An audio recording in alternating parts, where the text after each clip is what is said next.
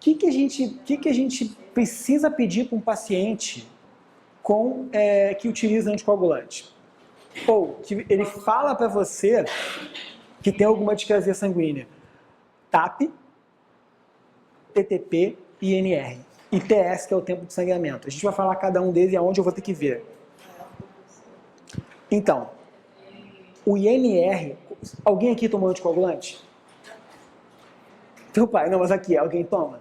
Se eu checar o INR da gente aqui, vai ser o normal, que é de 0,9 a 1,2. A gente vai ter um INR nessa faixa. 0,9 a 1. Depende do laboratório. É 1,2 ou 1,3. No RUP ele fala 1,3. Se o paciente toma anticoagulante, aí no caso o pai dela, ele já vai fazer o anticoagulante de 2, 3 ou chegando a 4, que é mais difícil. O anticoagulante, o AS, ele vai manter de 2 a 3. Só que, hoje em dia, a conduta, se o paciente tem um INR até 4, a gente não remove e faz o procedimento sem problema. Tá? Evidente que no final você tem que suturar, colocar um hemostático ali e acompanhar esse paciente, mas não precisa remover. Mas o que vocês precisam saber para a prova? Para a prova, a gente só pode fazer a exodontia se o paciente manter o INR até 1,5, tá? Gente, preste atenção, olhem para mim. A gente só...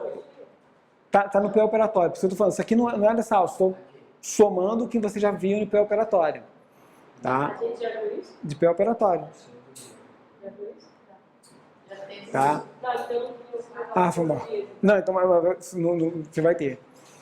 O INR máximo que a gente pode atender, pelo livro do RUP, 1,5. Senão você tem que internar esse paciente que toma varfarina, ele tem que, se ele tiver acima de 1,5, ou chegando a 2, ele tem que internar no hospital, mudar para heparina, você faz a exodontia, ele volta para o varfarina. É mais complicado, mas isso está no livro do RUP, do capítulo 1. Tá? Peraí, volta aí. Mas aí ele está falando que... O que ele considera como procedimento cirúrgico traumático? Porque Traumático? Até 1,5, não só se Então, faz até 1,5. qual é o procedimento cirúrgico que não é traumático? Mas parece subir. Tem expectativa de sangramento, supra não, porque o sangramento é bem leve, mas tudo que for assim invasivo, uma exodontia, uma raspagem sub. Nesses pacientes, uma raspagem supra, você já tem um sangramento diferenciado. Com o Xarelto que você falou, cara, o Xarelto, se você tiver um cortezinho tirando uma cutícula, ele sangra que o paciente não consegue coagular aquilo. Demora bastante tempo. Tá? O cara vai ficar 30 minutos aqui pressionando e vai tirar e vai voltar a sangrar. O sangramento é bem considerável.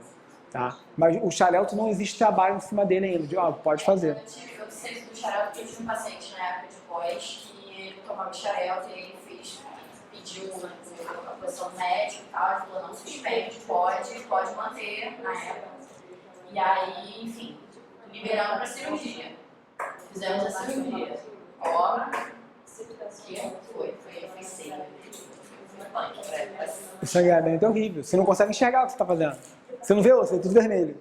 Não, deu tudo certo, mas assim, a gente, na verdade, eu já estava meio preparado para saber que ia sangrar a vida, mas foi complicado.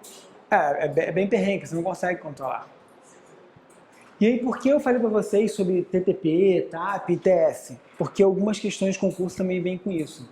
O TTP, ele vai avaliar a via intrínseca do sangue, tá? Ele é o tempo de tomoplastina parcial. Quando a gente vai falando da escala da coagulação, né, é de 1 a 12, tá? E alguns livros falam de 1 a 13, mas os livros do concurso vão falar de 1 a 12. O TTP, que avalia a via intrínseca, ele vai avaliar os fatores, né? 1, 2, 5, 8, 9, 10, 11 e 12. E o normal da avaliação do paciente é de 60 a 90 segundos. Tá?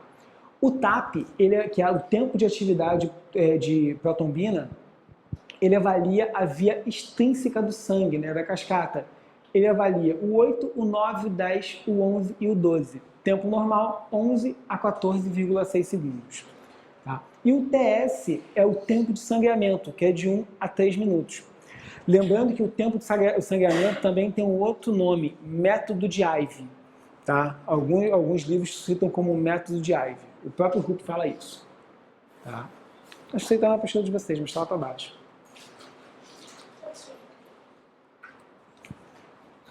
Importante, porque vem muitas questões disso, de cuidados da emergência médica do paciente. Na parte de estudo de sangramento são as hemofilias. Tá? A gente tem hemofilia A, B e C, e o outro de estudo de sangramento é a doença de von Willebrand. Tá? São os 4 que a gente tem que tomar cuidado em concurso. Tem uma questão que eu coloquei aí, que ele pergunta qual é o tipo de hemofilia mais comum que a gente tem. O tipo de hemofilia mais comum que a gente tem é hemofilia A, tá? Que é o fator 8. Então, assim, eu vou atender um paciente hemofílico, de hemofilia A. O que eu tenho que avaliar? Avaliar o fator 8, tá? Hemofilia B, avaliar o fator 9, tá? Ou também chamado de doença de Christman. Hemofilia C, avaliar o fator 11.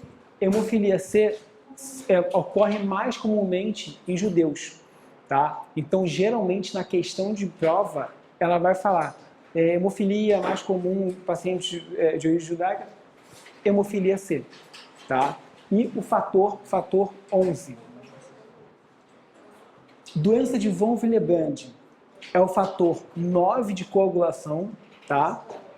E prestar muita atenção, é mais comum no sexo feminino a doença de von Willebrand. Relão, relaxa aí porque hemofilia é nossa, cara. Hemofilia é nossa, tá? Coisas que a gente tem que prestar atenção já foi questão da Marinha. O que os exames representam na nossa avaliação? Num paciente hemofílico, o que a gente vai ver? O TTP vai estar prolongado, o TAP e o tempo de sangramento vão estar normais. Tá? Como é que essa questão vem? O cara pergunta hemofilia A e as opções vão vir para vocês assim, TTP prolongado ou TTP normal, ele vai citar os 3 itens. Tá?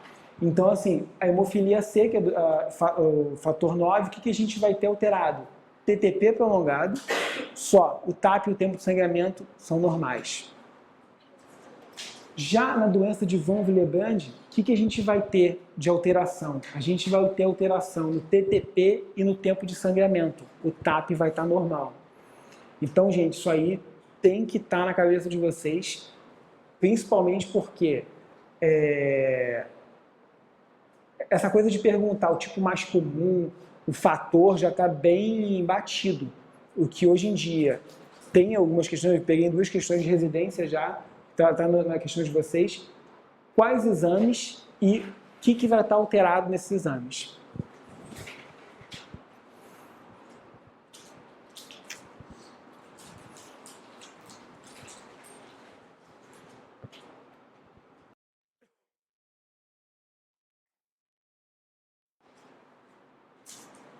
Beleza? Pode passar, gente? Eu não botei o número da questão, mas está aí na prova de vocês. Vamos lá. Gente, foca em mim. Essa questão está aí no livro de vocês. Concurso da UERJ para 2010 da Bucomaxila. A alteração hematológica hereditária de acordo mais comum e que afeta de 800 a 1.000 pessoas, qual é? Qual é a mais comum? Hemofilia A. Tá? Gente, vocês querem dar um intervalo de 10 minutos? Porque agora a gente vai falar só de medicação. Vai falar de redução de estresse. Vamos lá. O que acontece? Está tudo fora de ordem. Na verdade, senão, se eu começar a falar muito na ordem que está na apostila, vou acabar perdendo algum segmento. Por isso que eu estou indo e voltando e revendo algumas coisas com vocês. O estresse, que eu falei para vocês, todas as patologias, a gente vai ter que avaliar o estresse do paciente no procedimento. Por isso que nas 5 opções que o Rupp fala de aumento da emergência, o procedimento cirúrgico ele sempre está em primeiro lugar. Tá? Então, o que a gente vai ver num paciente com estresse? Quais são as características desses pacientes? Dilatação pupilar, transpiração excessiva, tremores, dificuldade respiratória, aumento da frequência cardíaca, palidez da pele, hiperventilação, boca seca, aumento da pressão arterial e tonturas. Agora que eu vi a pressão arterial, a gente esqueceu de falar. Lipotímia pode ocorrer, lipotímia é uma consequência, mas ele não apresenta de primeiro, tipo, característica dele. Mas é uma coisa importante que a gente acabou cortando o assunto. Sinais vitais. Quais são os sinais vitais?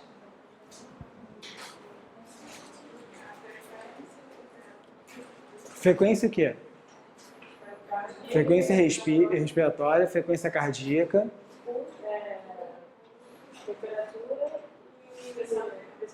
Temperatura e pressão arterial. Tudo bem, isso aí são os 4 que a gente tem que checar. O que seria o normal de uma pressão arterial? Pelos livros ainda do concurso 12/8, 120/80 mm/Hg. Tá? Frequência respiratória, frequência cardíaca, qual seria o normal?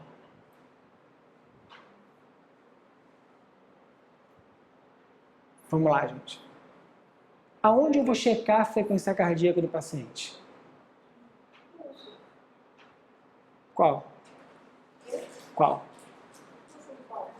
Qual o pulso? Não é tão óbvio. Vamos lá. Vou falar o que ela falou. Se eu estou perguntando, geralmente tem um duplo sentido aí, uma dupla resposta. Não, você pode checar dos 2 lados. Só que a gente tem o pulso carotídeo e a gente tem o pulso radial. Tá? Alguém aqui já viu plantão médico? Plantão médico é muito velho, né? Plantão médico, Grey's Anatomy. Quando o cara desmaia, o que os caras fazem? Gente, se alguém desmaia na rua, qual é a primeira coisa que o médico faz? Mas aonde ele checa? O que ele vai checar? Pulso cardíaco. Tá? A gente pode checar no radial ou no carotídeo. No radial, a gente aprende muito na faculdade, sempre fazer o indicador e o dedo médio. Por que nunca fazer com o polegar? Porque o polegar tem uma artéria calibrosa. Se eu tentar checar com o polegar, a gente vai escutar batidas que não são verdadeiras. Sempre o indicador e o médio checa aqui o pulso do paciente.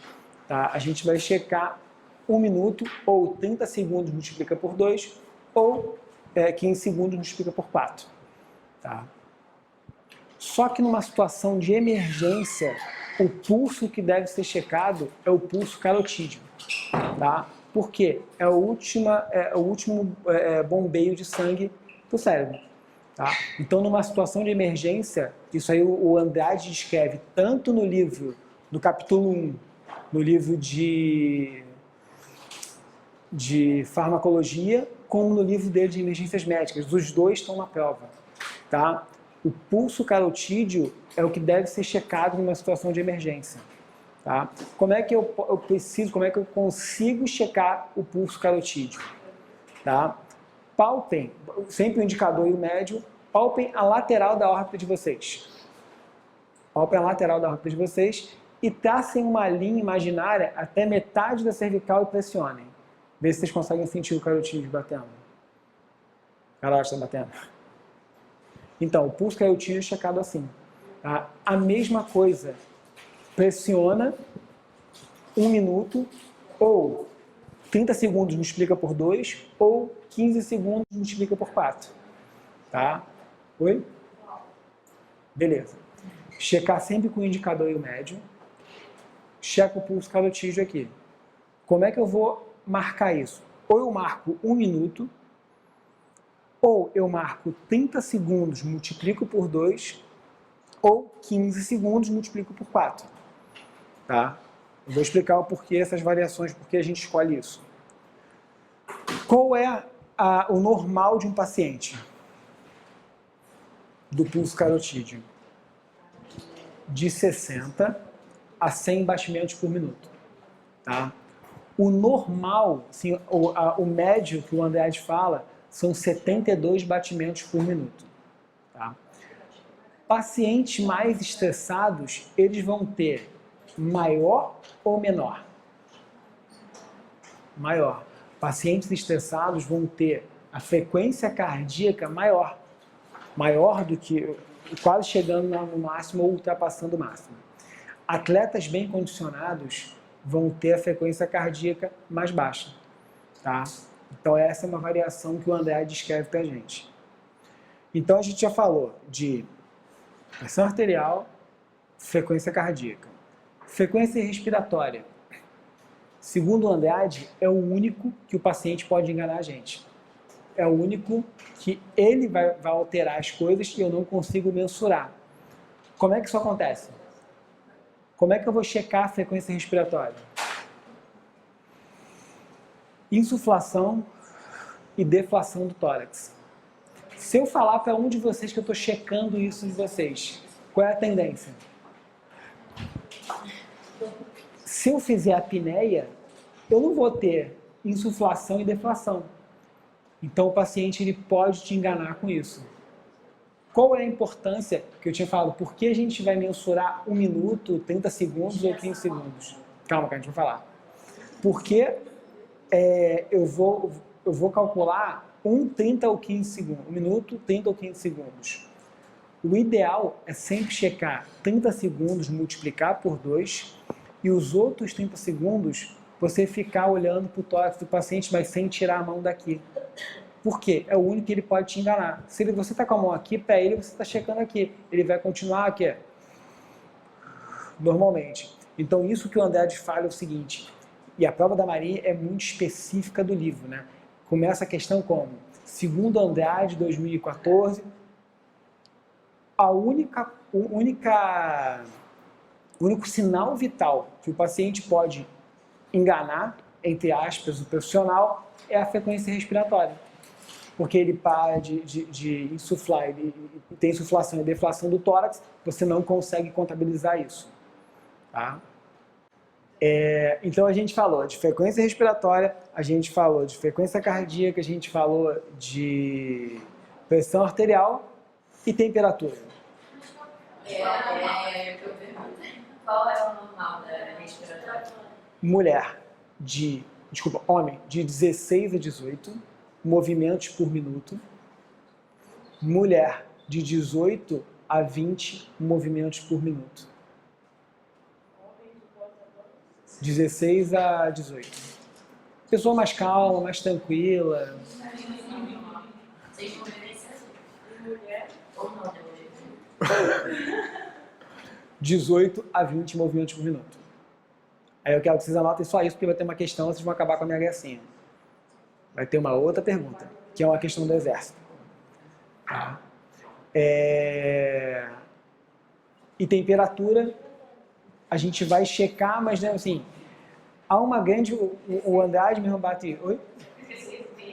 Então, isso que é uma alteração. Acima de 37, o pessoal já fala que é uma pressão alta. Na medicina, na odonto, os livros consideram 36. Acima de 36, os livros já consideram temperatura alta.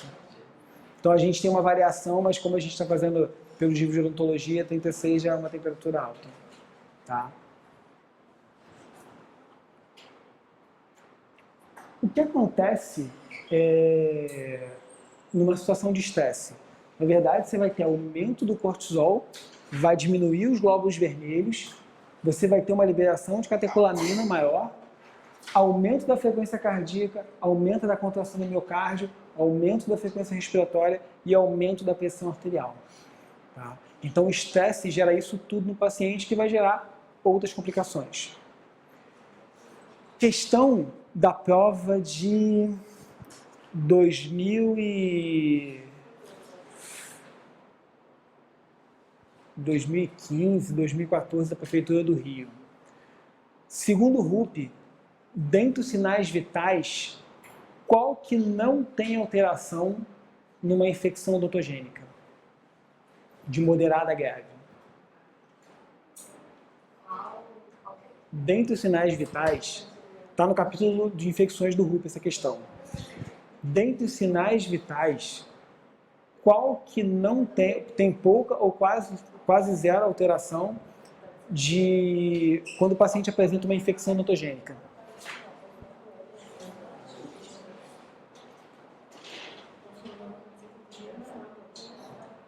Então, muita gente fala respiratório, só que é o seguinte, se o paciente... Façam o seguinte, coloquem a mão de vocês, pressionem aqui a cervical, pressionem o pescoço de vocês. A gente só está pressionando na traqueia. Tentem respirar. Puxem o ar e soltem. Tirem a mão. Façam a mesma coisa. É mais fácil ou mais difícil se a gente não estiver pressionando aqui alguma coisa.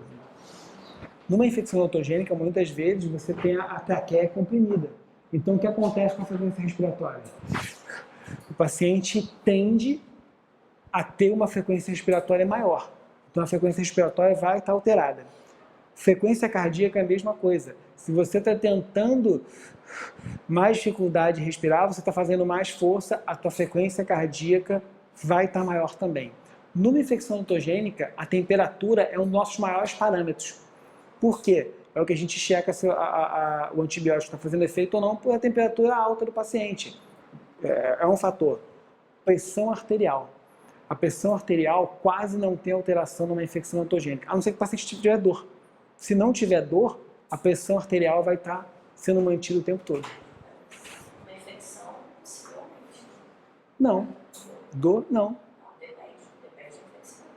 Então, uma infecção, uma celulite, não vai estar. E aí que é uma coisa importante também saber. Quando a gente fala de... Você já tiver aula de infecções odontogênicas? Nem vou te perguntar porque você faltou. Os dois faltaram aula de cirurgia. Isso é uma vergonha, cara. Brincadeira. Brincadeira. Brincadeira. Infecção odontogênica, a gente nunca prescreve analgésicos recorrentes. O analgésico é só prescrito em caso de dor. Por quê? Um exemplo, qual é o analgésico de escolha para uma infecção, para dor ou uma infecção odontogênica? Dipirona. Só que a dipirona é antitérmico. Se você deixar a dipirona regular para o paciente não vai ter febre. O que vai acontecer? Ele está mascarando um sinal vital que é importante para a avaliação. Então, numa questão de marca alternativa verdadeira ou falsa, a gente nunca deixa a dipirona regular num paciente com infecção odontogênica. Por quê? Você mascara a temperatura dele. Tá? A classificação do ASA, né? A gente já conversou logo no início. O ASA 1 e o ASA 2. O atendimento é em qual ambiente? Ambulatorial. Paciente ASA 3 e ASA 4.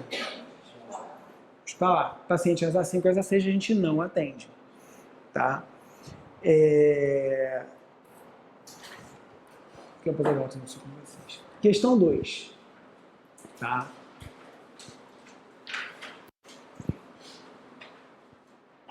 Malamed 2013 relata que em 1962 a American Heart Association, a American Society of Surgery, adotou o que é atualmente designado como a classificação do estado físico, ASA-PS. Com base nessa afirmação, assinale a alternativa incorreta. Vamos lá, opção A. O paciente saudável sem anormalidades fisiológicas, físicas ou psicológicas é classificado como ASA 1?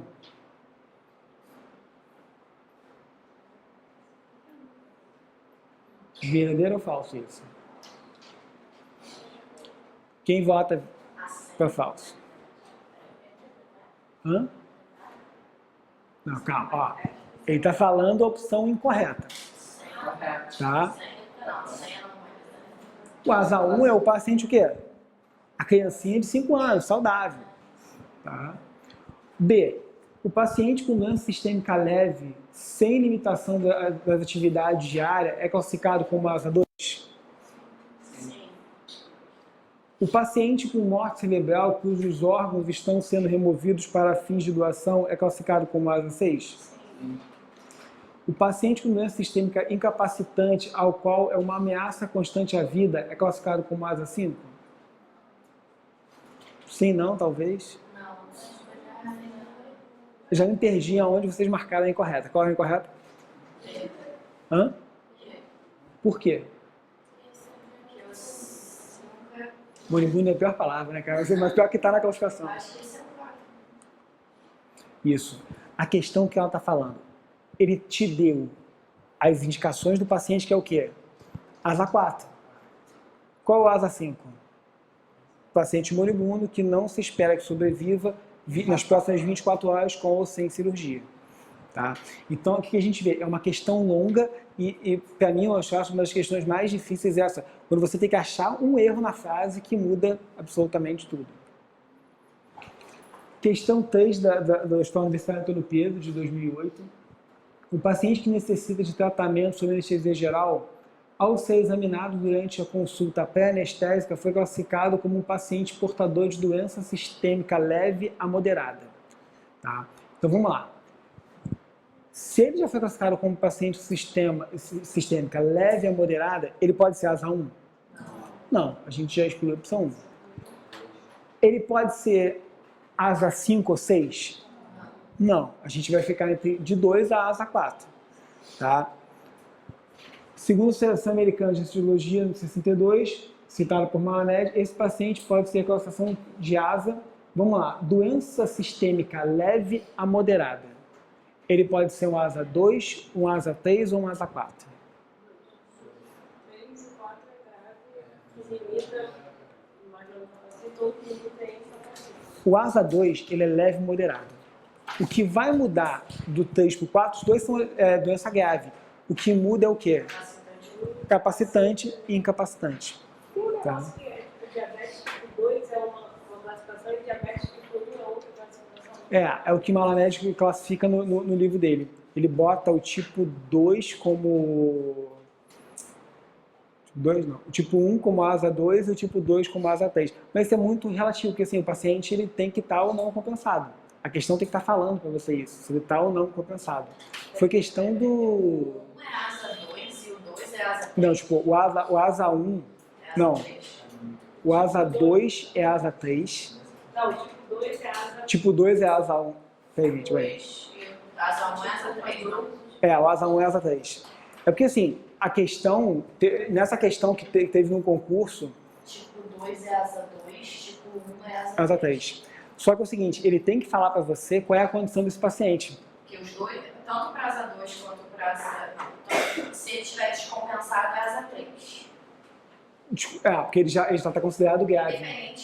Dependente Da diabetes, porque ele é grave. Mas se estiver compensado, Ele sobe de categoria. Tá?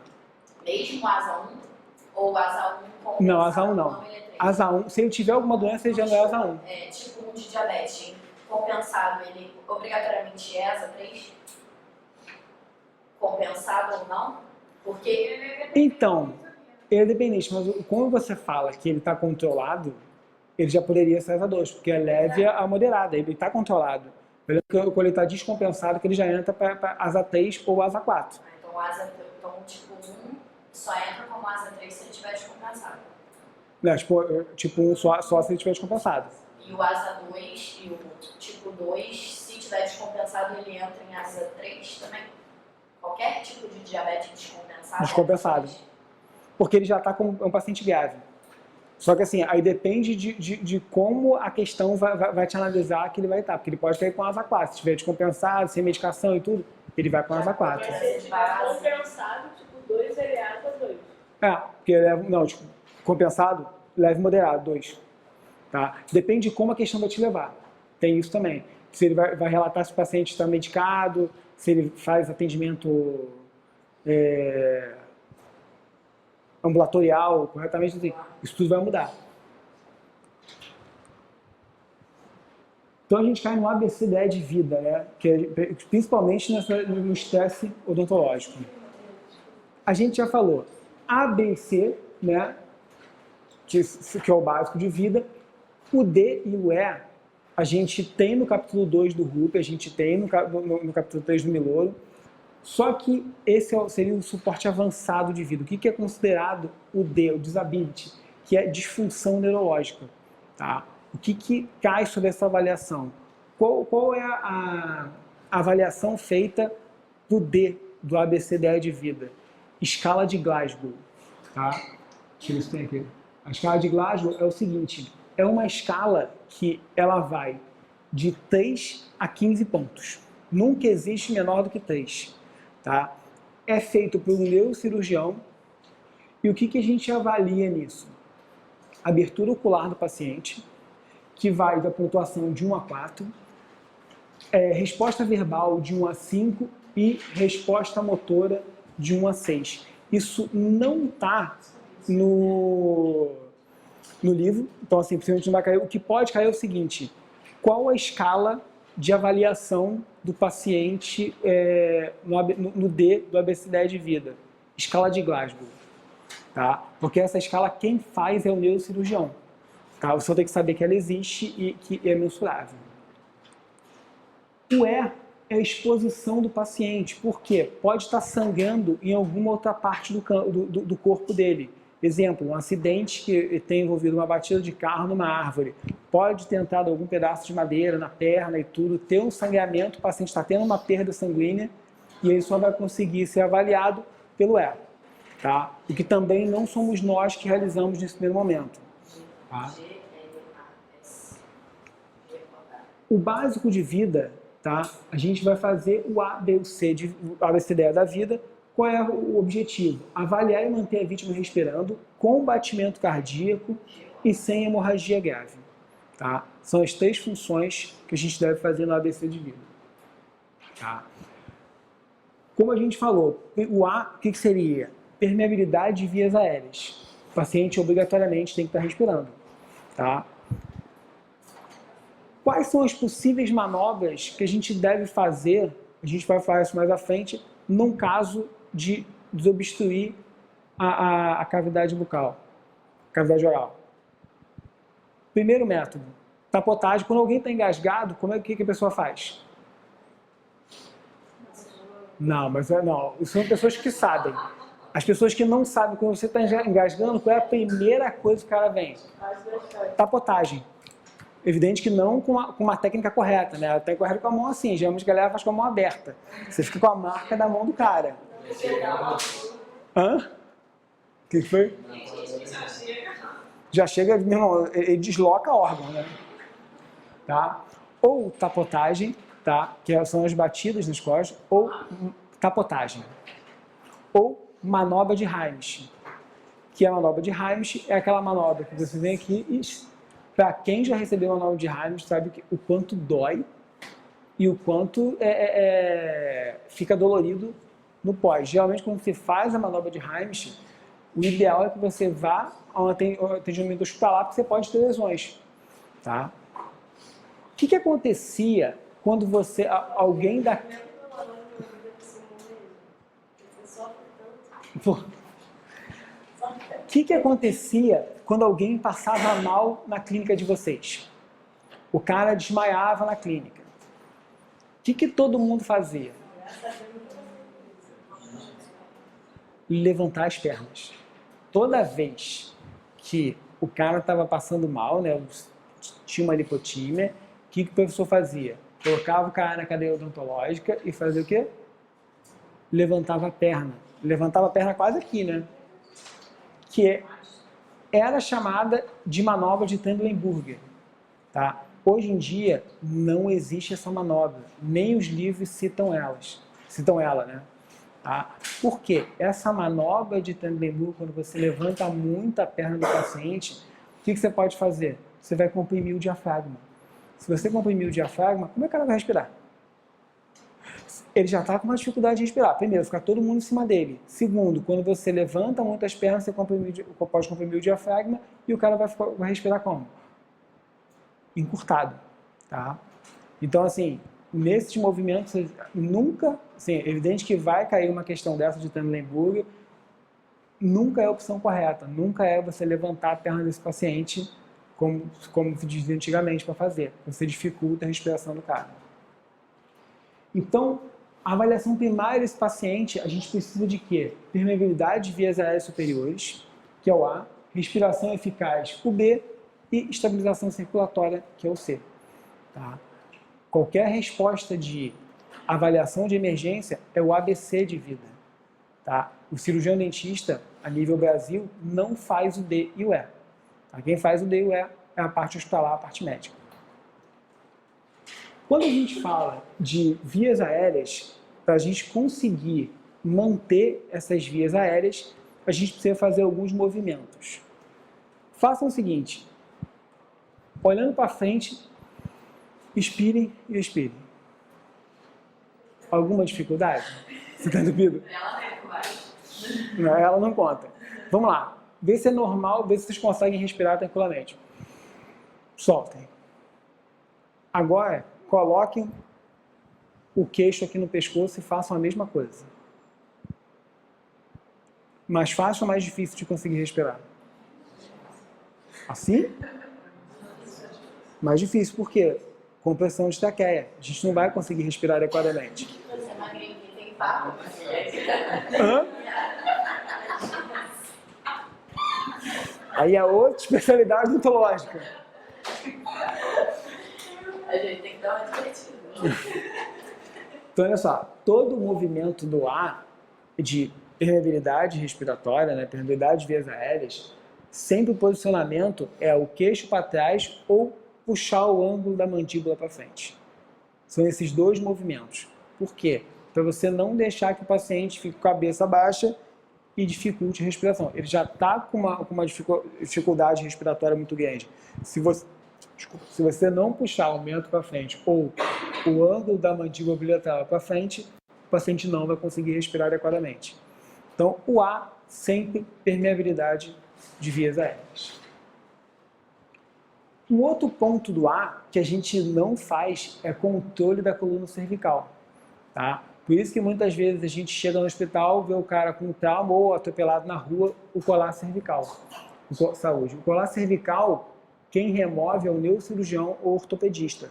Tá? A gente não pode tirar aleatoriamente, porque se o paciente teve um trauma raquimedular e ficar tetraplégico, o cara que tirou o colar sem avaliação, se ele teve no trauma e não foi avaliado, a culpa é de quem tira o colar.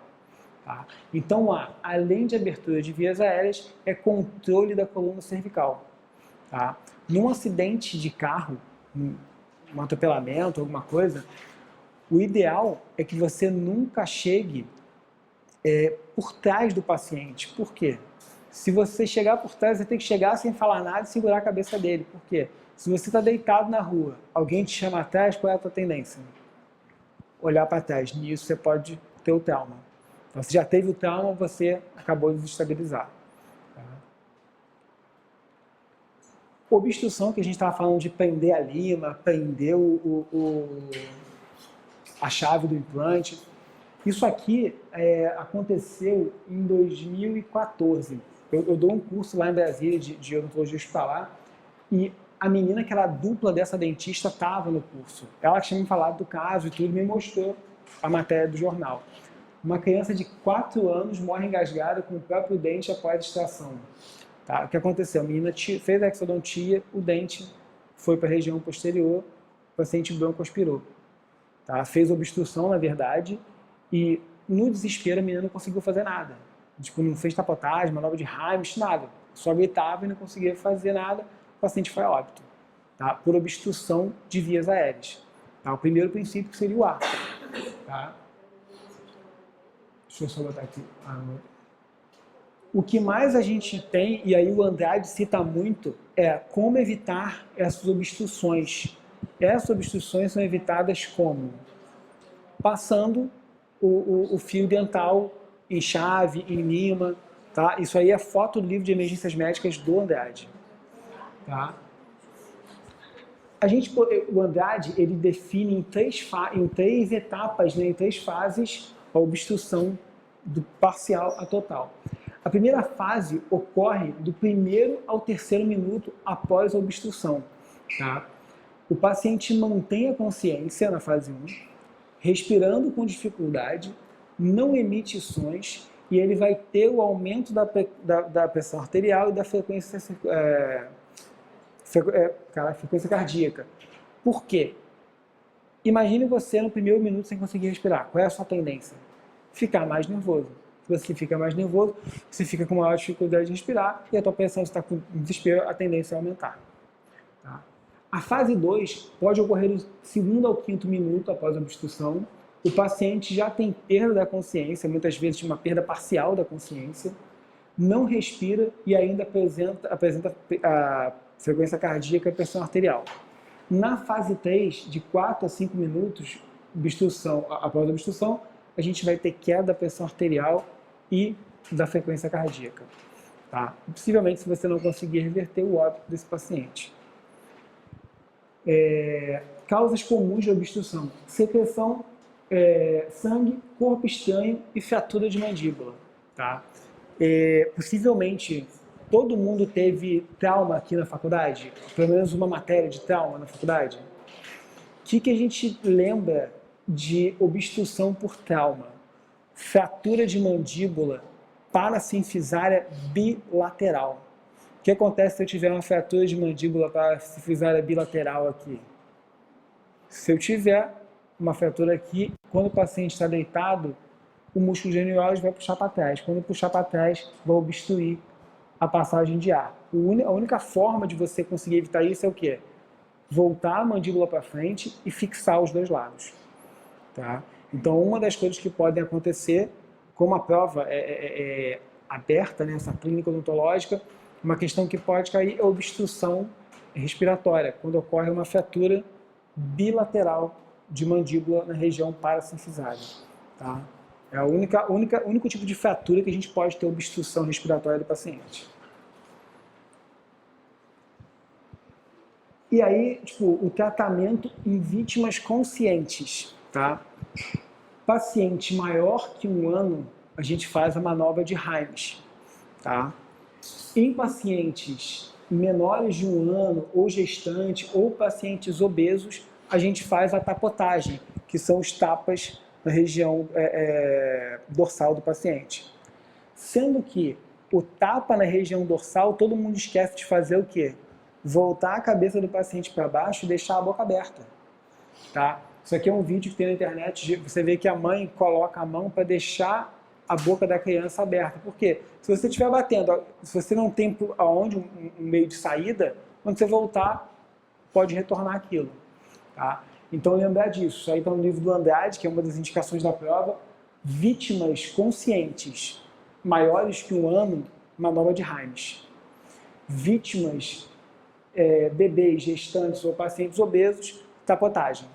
Tá? Sempre deixando uma abertura. E no final, quando você consegue remover, manter oxigênio para o paciente respirar. Tá?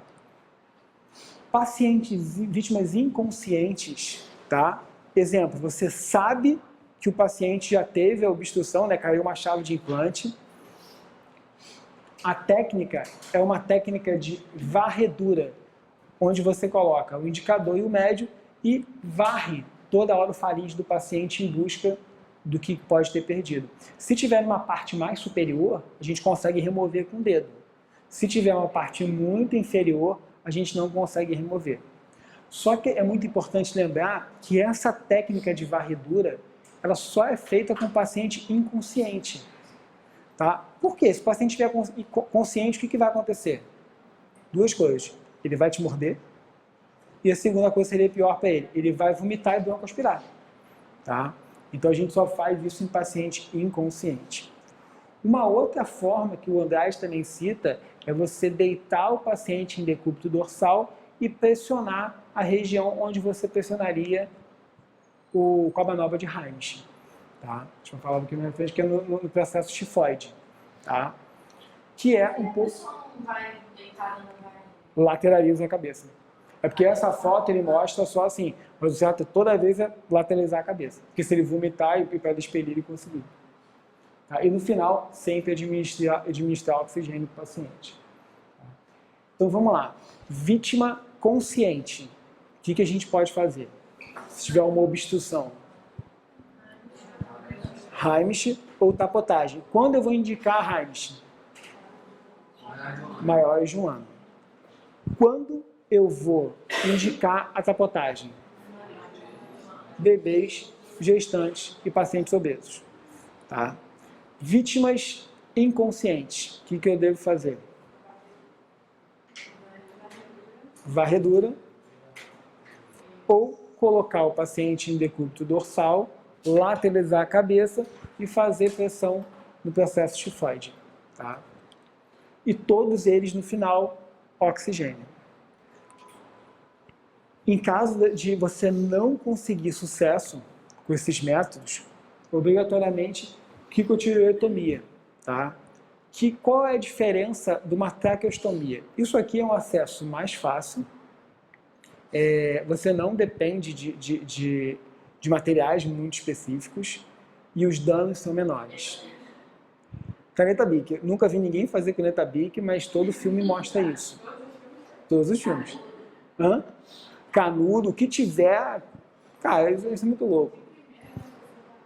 Não, e o pior, não é o problema de ser de primeira. O problema é o cara que nunca fez acertar. Não é uma coisa tão fácil. E o grande problema da traqueostomia são as complicações advindas delas. Por isso que assim, por que a traqueostomia não deve ser feita de emergência? Pelas complicações. Então, se a pergunta da prova vier, qual é a manobra realizada para abertura de vias aéreas após a tentativa dos primeiros métodos? Crico, ou cricotireotomia. Traqueostomia não é opção. Traqueostomia é a nível hospitalar. Tá? Quando esse paciente chegar no hospital, possivelmente ele mude de crico para traqueostomia. Tá? Mas isso é nível hospitalar. Boa ventilação. Tá? Que é o B, né? Algumas coisas já mudaram nas últimas regras. Tá? Mas ver, ouvir e sentir o paciente nos primeiros 5, 10 minutos, ver se ele está tendo a ventilação. O que a gente vê aqui? Quando a gente fala A, B, C, D, E, não é feito de forma partilhada. Quando a gente fala o A, B, C, D, E de vida, é feito tudo ao mesmo tempo. Quanto mais rápido você fizer, maior a chance de vida do paciente. Tá? Então, nota que ele já está com o A realizado e agora ele vai checar o B. Por que o B mudou? Por que a literatura mudou? Alguém faria respiração boca a boca em algum paciente aqui? Não. Por quê? Eu fiz um cachorrinho. Eu tava voltando todo mundo na terra, o bicho tava passando. Aí não viveu, quer dizer, eu não terminei de acompanhar, né? Não fiz todos. Parei no B. Não, porque não tava respondendo aí, a gente conseguiu contato com uma veterinária que limpava e o dono levou pra lá. A gente pegou uma garrafa de água, pequena, né, mineral, porque não dava, né? Eu tava tentando imaginar isso, a tua respiração boca a boca no cachorro. Saía pelo... Não, a gente tentou, porque né, a gente viu que não ia dar certo. Saía pelo lado, né? Porque A boca dele é maior. era bem maior. Aí a gente pegou uma garrafa de água mineral, né?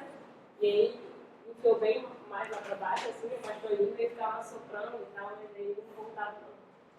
Eu não acabou o cachorro. Não, a gente fez primeiro. Isso só... Não, quando ela falou, eu fiquei tentando imaginar a boca do cachorro, que é desse tamanho. Se for no meu cachorro, eu não vou chegar, porque a boca dele é desse tamanho. Não, mas era aquele cachorro, cachorro todo parrudinho.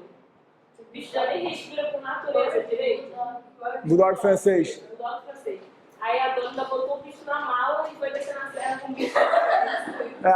Acho que, na verdade, o Bulldog francês tem grandes problemas. Ele superaquece, o Bulldog francês é cheio de problema. Alergia. Bem estabilizado, bem estabilizado. Esse bicho até que sobreviveu. Então, o B é a gente realizar a ventilação. Desde 2010, ela não é obrigatória. Tanto que no último manual do ATLS, para o indivíduo treinado, ele deve fazer. Para o indivíduo não treinado, ele não é obrigatório. Por quê? Esse tempo de você ficar na decisão de faço ou não faço. Imagina, você acabou de fazer uma extração no paciente. Você não vai fazer. Tá? Você tem alguns métodos, né, que é a pocket mask, a máscara descartável, que auxilia. Mas esse tempo de você pegar o aparelho ou ficar na decisão de fazer ou não fazer, o B hoje em dia não é mais obrigatório. Tá? Lembrando que, como a gente faz ao mesmo tempo, o paciente ele continua com o queixo para trás e você vai colocar a máscara ou garrafa, o plástico e fazer a ventilação. Geralmente você faz 2 ventilações, faz 2 e espera, não é uma coisa contínua. São 2, passa a massagem, depende se tiver 1 ou 2, deixa eu falar disso. Controle da circulação, como a gente já tinha falado, uma situação de emergência sempre artéria carotídea, tá? A não ser lactante, né, que a gente vai chegar para a artéria braquial, o que é mais fácil também. Tá? Porque o pulso carotídeo no lactante é bem mais difícil. O C, como é que a gente faz as compressões?